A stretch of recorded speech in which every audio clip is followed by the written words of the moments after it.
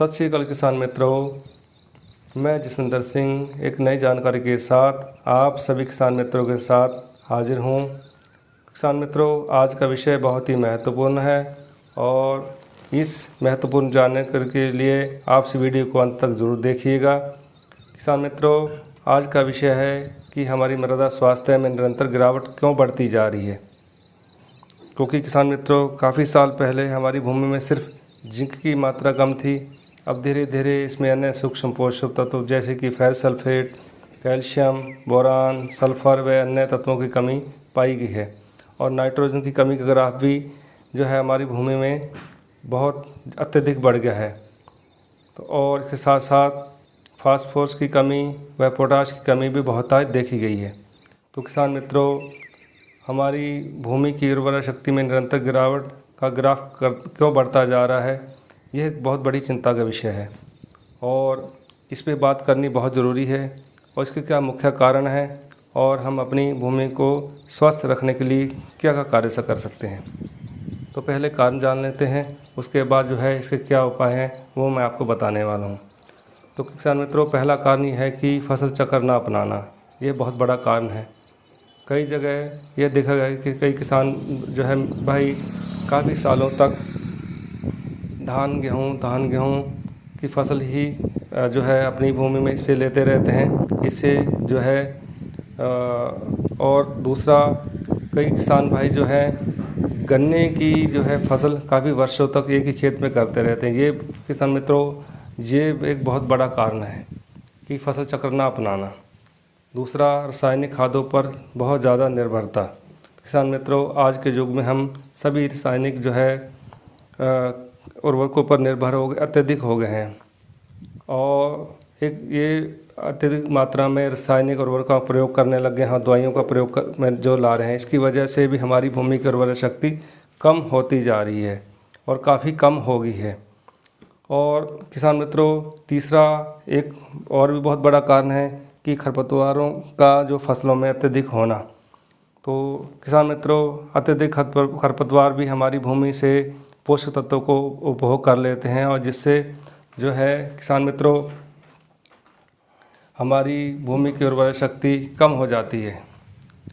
और चौथा है किसान मित्रों कि ढलानदार खेत जो है में जब बारिश का पानी होता है या बारिश का पानी तेज़ी से आता है तो उससे हमारी जो भूमि के पोषक तत्व काफ़ी मात्रा में बह के दूसरे खेतों में चले जाते हैं या नदी नादों में चले जाते हैं, जिससे हमारी भूमि की उर्वरा शक्ति कम हो जाती है और इसमें कार्बनिक जीवांश की मात्रा भी कम होती जा रही है किसान मित्रों।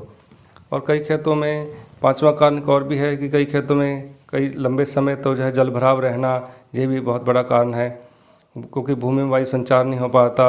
और यदि भूमि में वायु संचार ना होने से जो उसमें सूक्ष्म जीवाणु हैं वो अपना पूरी तरह से काम कर नहीं पाते, क्योंकि जो हमारी फसल के लिए जो उपयोगी जीवाणु हैं वो पूरी तरह काम कर नहीं पाती या उनकी संख्या कम हो जाती है।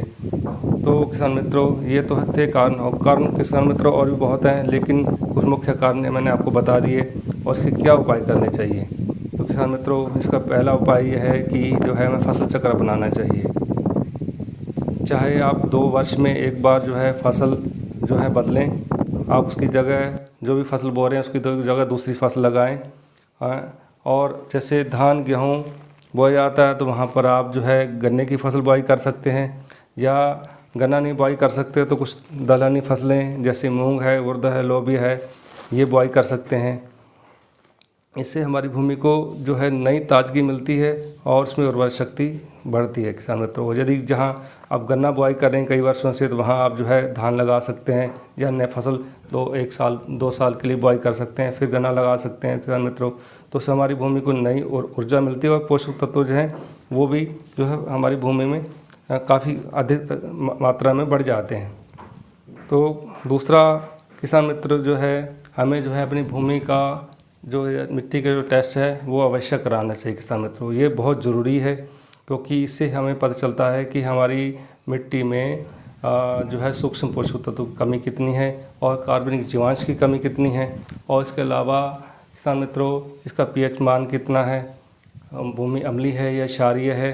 और इसके अलावा किसान मित्रों नाइट्रोजन की कमी कितनी है, फास्फोरस की कमी कितनी है, और जो है किसान मित्रों इसके अलावा हमें पता चलता है कि पोटाश की कमी कितनी है।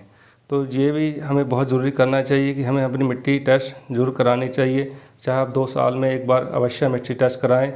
और मैं आपसे ये कहूँगा कि बहुत ज़रूरी है।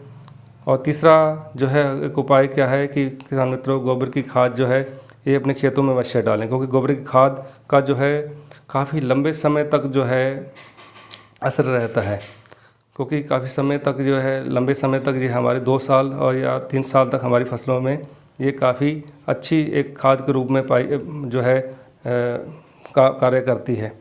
और इससे क्या होता है कि हमारी जो है फसलों को जो पोषक तत्व हैं काफ़ी मिल जाते हैं। और जैसे इसके अलावा हमें रासायनिक खाद जो है कम डालने पड़ते हैं।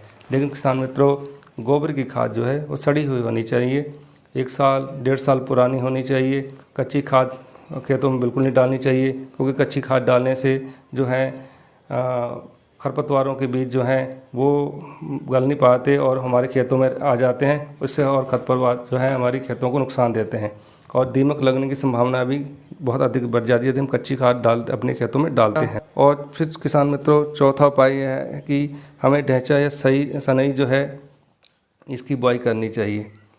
वर्ष में जो है 2 वर्षों में एक बार आप जो है ढैंचा या जो है सनई की बुआई करें और उसको जो है 3-4 फीट होने के बाद उसकी जुताई कर दें, उसको पानी लगा दें और क्योंकि वो पानी से पूरी तरह गल जाए और जो है हमारी जो है वो उसमें जो कार्बन जीवांश की क्योंकि मात्रा बहुत ज़्यादा अधिक मात्रा में पाई जाती है। जो ढैंचा सनई जो हरी खादें हैं इसमें कार्बनिक जीवांश की मात्रा बहुत अधिक पाई जाती है, क्योंकि कई किसान भाई जो है गोबर जो है उनके पास इतना उपलब्ध नहीं होता या वो गोबर अपने खेतों तक पहुंचा नहीं पाते हैं और उसके कारण जो है या फिर जो है उनको बाहर से जो जैसे ख़रीदते हैं उनको काफ़ी महंगा पड़ता है। तो उसके लिए फिर जो है आप जो है ढैंचा या सनई बुआई कर सकते हैं। तो ये बहुत बढ़िया जो हरी खाद है ये बहुत बढ़िया जो है 2 साल के लिए हमारी जो फसलों को जो है उर्वरा शक्ति देती है और हमें इससे जो है कीटों का काफ़ी हमारी फसलों को बचाव होता है, क्योंकि इसमें कीट कम लगते हैं। जैसे ढैंचा सनई जो है हमारी जो फसलों में जब हम इसको गला देते हैं जुताई करके तो उसमें जो कार्बनिक जीवांश ज़्यादा हो जाते हैं, भूमि की उर्वरक शक्ति बढ़ जाती है, उससे कीटों का प्रकोप भी कम हो जाता है और हमें जो है उर्वरक भी कम डालने पड़ते हैं जो रासायनिक उर्वरक हैं। तो किसान मित्रों इसके अलावा हम क्या कर सकते हैं, चाहे लोबिया मूंग है या मटर की जो है बुआई करके हरी खाद के रूप में ले सकते हैं। इसके अलावा आप चाहे जो है सरसों की खली है, नीम की खली है, ये अपने खेतों में डाल सकते हैं। और किसान मित्रों इसके अलावा आप जैविक खादें जो हैं अपने खेतों में डालें, जिससे जो है हमारी भूमि की उर्वरा शक्ति बढ़ेगी।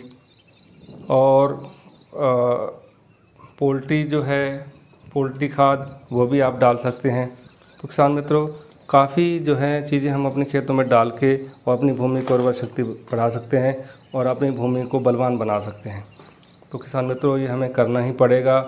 और क्योंकि जो रासायनिक खादें हैं रासायनिक उर्वरक हैं इससे जो है एक तो हमारी भूमि बीमार हो रही है और साथ साथ हम भी बीमार होते जा रहे हैं, क्योंकि रासायनिक खादों का अत्यधिक प्रयोग होने से हमारे स्वास्थ्य पे भी काफ़ी प्रभाव पड़ रहा है और भूमि के स्वास्थ्य पे भी काफ़ी प्रभाव पड़ रहा है। तो किसान मित्रों हमें जो है रासायनिक जो है खादों का उपयोग थोड़ा सा कम करना चाहिए और ये जो है हमें तरीके अपनाने चाहिए जिससे हमारी भूमि जो है इसमें उर्वरा शक्ति बढ़े और जो है हमें अधिक फसल मिले। और किसान भाइयों मेरा आपसे सभी से यही निवेदन है कि हमें ये उपाय ज़रूर करने चाहिए और जिससे हम अपनी भूमि को स्वस्थ रख सकें और अधिक फसल उत्पादन ले सकें। तो जो है जानकारी आपको कैसी लगी, अच्छी लगी तो उसको लाइक और शेयर ज़रूर कीजिएगा और चैनल को सब्सक्राइब करना ना भूलिएगा। मिलते हैं किसान भाइयों एक नई वीडियो के साथ, तब तक के लिए नमस्कार किसान मित्रों।